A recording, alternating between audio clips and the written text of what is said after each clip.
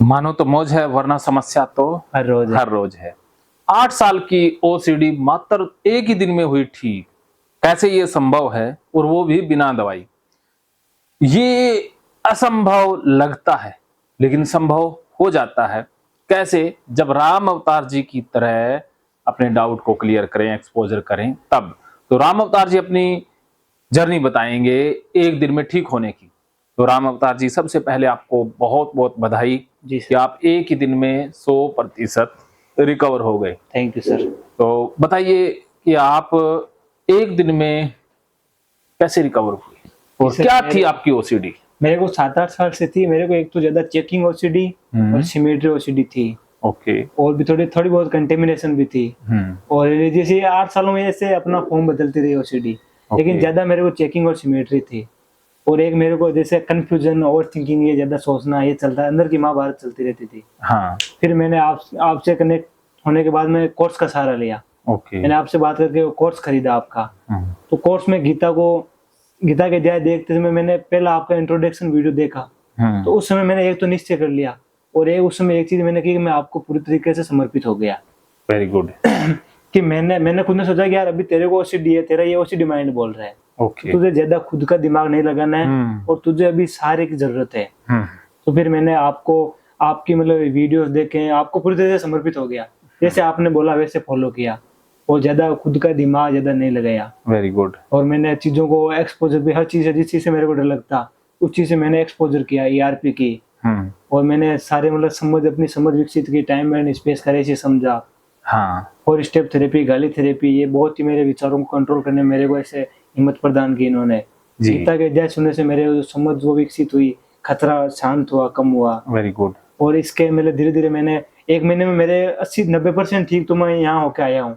Very good. और कल आपके पास आया तो मैंने एक बार आपने सारी चीजों को प्रैक्टिकल करवाया, और आपने अलग अलग जैसे थेरेपी मैंने बताया।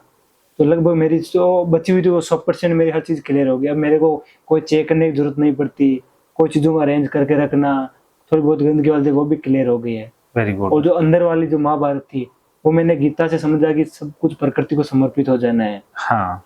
तो इससे मैं हल्का हो गया, और मेरे अंदर जो ज्यादा थॉट आते थे अनवांटेड, वो भी आने बंद हो गए, और ज्यादा ओवर थिंकिंग भी मतलब कम हो गई। Very good. ये बात है सर जी। तो एक दिन में ऐसा क्या सीखा, कुछ आप बताना चाहोगे?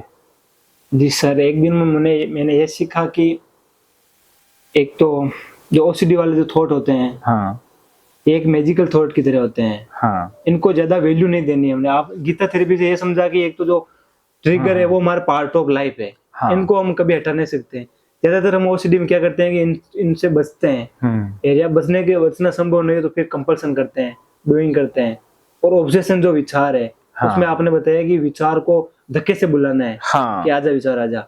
और 4 स्टेप थेरेपी से हमें समझना है कि यार ये मेरे अंदर केमिकल लोचा है, और ये मेरी थोड़ी बहुत रॉन्ग कंडीशनिंग हो गई, कुछ हमसे गलती भी हुई है, कुछ हमने प्रकृति ने हमें एक अच्छा मजबूत कुछ संदेश देने के लिए जो ये बीमारी दी है, ऐसे समझ के विचारों को, ऐसे गाली थेरेपी से विचारों को शांत करना है, और खतरे को बढ़ा कर रखना है। खतरे को फुल करके रखना है। और पहले मैं गलती क्या करता था, खतरे जैसे थोड़ा खतरा बढ़ा कंपल्सन कर लेता, या तो डूइंग करता या फिर अवॉइड करता।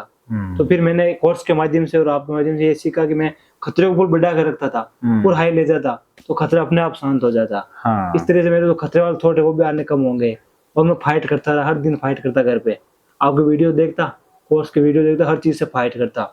अवॉइड बिल्कुल भी नहीं करता। डूइंग को मैंने कंपल्सन को स्टॉप कर दिया, और किसी दूसरे से नहीं करो तो मैं खुद करता, जानबूझ के करता और फाइट करता। और शुरू में से थोड़ा बहुत इसमें दर्द तो होता है, ऐसे एंजाइटी होती है, ऐसे लगता है कि यार तुम मर जाएगा, ऐसे मतलब कुछ नहीं किया पता नहीं क्या हो जाएगा। सही बात है। लेकिन ये सब होते फालतू के थॉट है। थोड़ा बहुत तो ऐसे दर्द झेलना ही पड़ेगा, बिल्कुल झेलना होगा।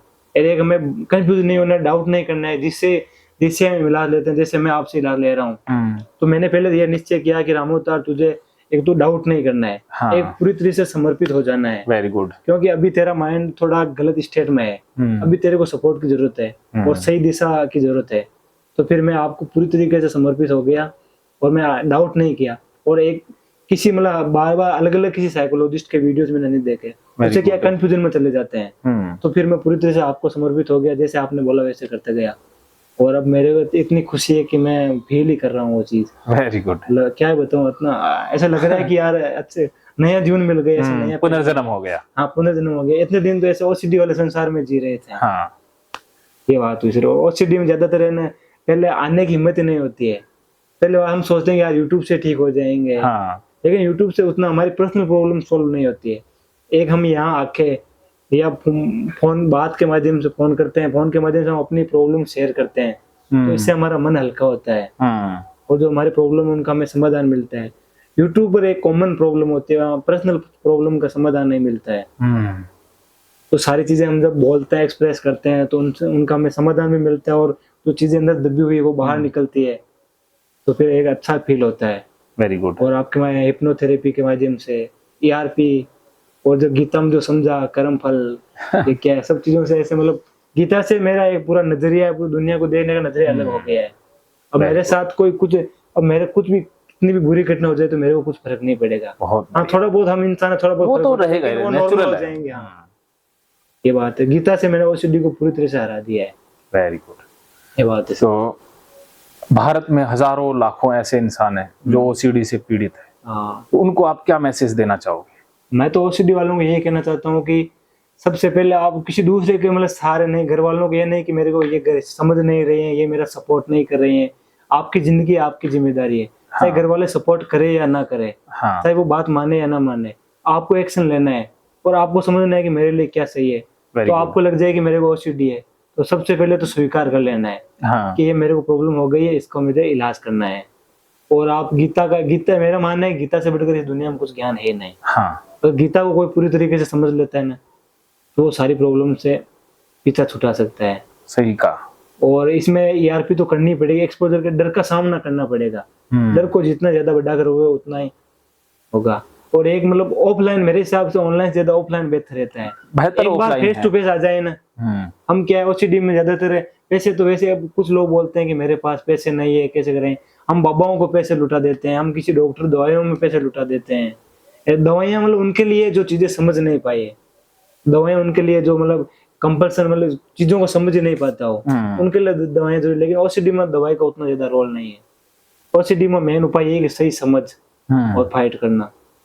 जो डेटा होता है वो डिलीट होने लगता है। और मैं तो सर इतना खुश हूँ कि मैं तो गीता के माध्यम से, मैंने मतलब आपका कोर्स है वो मेरे लिए इतना लाभकारी है कि मैं जीवन भर इस चीज को भूल नहीं पाऊंगा। जो आपके साथ मैंने पल बिताए हैं आज का दिन जो एक कोर्स के माध्यम से, वो जिंदगी भर मैं कभी भूल नहीं पाऊंगा। और मुझे तो मतलब ऐसा पूरा मेरा जीवन ही बदल गया है। Hello.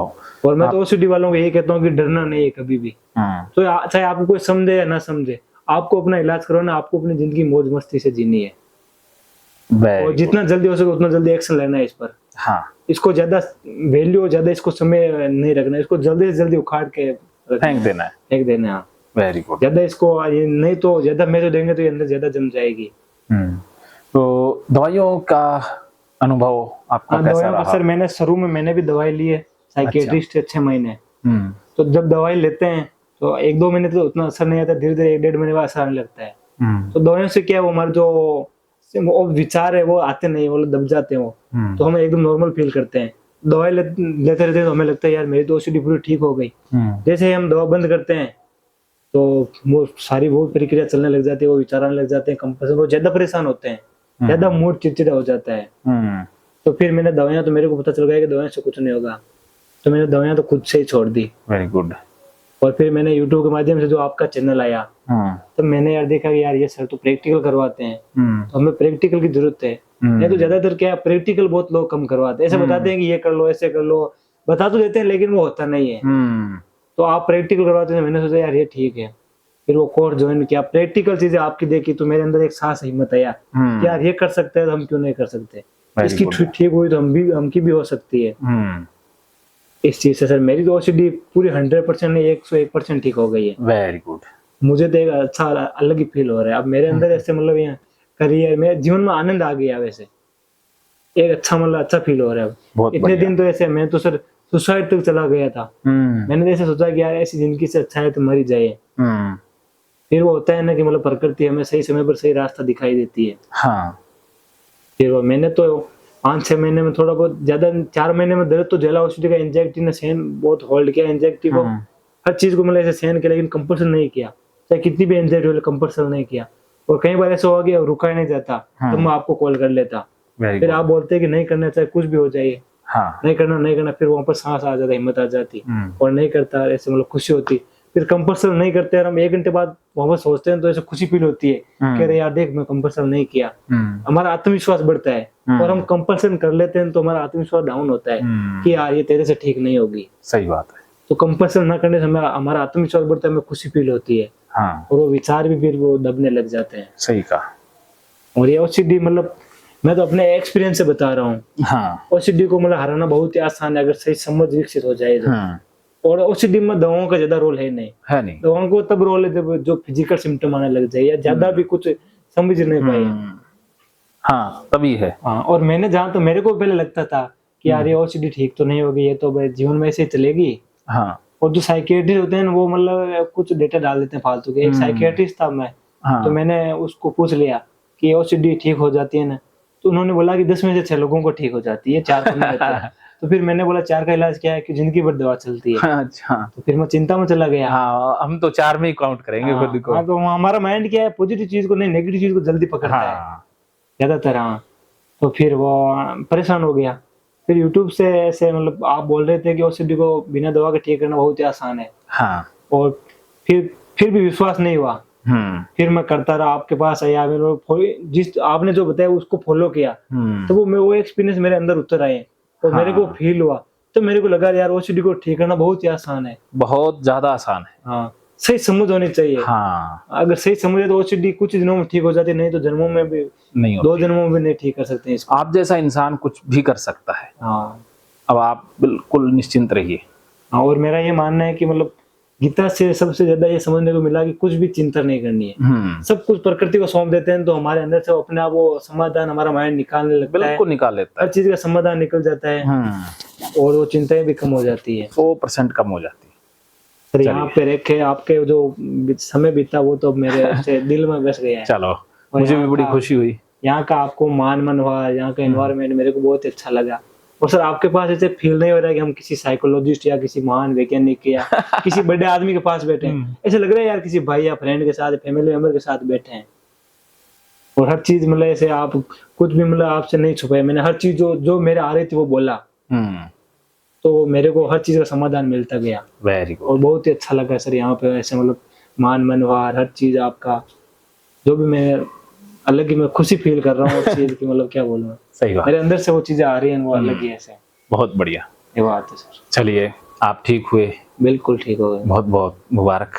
Ji sir, thank you. और अंत में एक मंत्र हमेशा याद रखना है, मानो तो मौज है वरना समस्या तो हर रोज है। हर रोज है। हाँ, ये डायलॉग तो मेरे ही अब अंदर उतर आया है। चलिए, ठीक है।